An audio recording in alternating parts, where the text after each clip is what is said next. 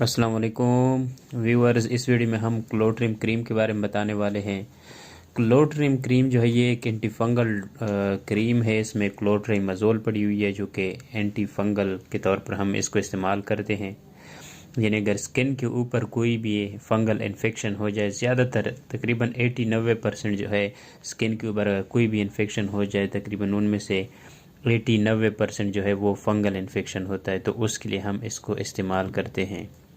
इस्तेमाल किस तरह करना है, दिन में 2 से 3 मरतबा आप लोगों ने उस इन्फेक्शन पे लगाना है। चाहे किसी भी एरिया पे, हाथों पे हो, आपके पाँव पे हो, जिस्म के किसी भी हिस्से पे अगर फंगल इन्फेक्शन हो तो उस पे लगाते हैं। और ज़फ़ा कंपनी की ये प्रोडक्ट है, और ज़फ़ा कंपनी जो है एक बेहतरीन कंपनी है पाकिस्तान में से, और इसके बहुत ज़्यादा प्रोडक्ट चलते हैं। तो व्यूअर जी थी आज की वीडियो। उम्मीद करता हूँ आप लोगों को पसंद आई होगी। पसंद आई है तो वीडियो को लाइक करो और चैनल को सब्सक्राइब करना ना भूलें।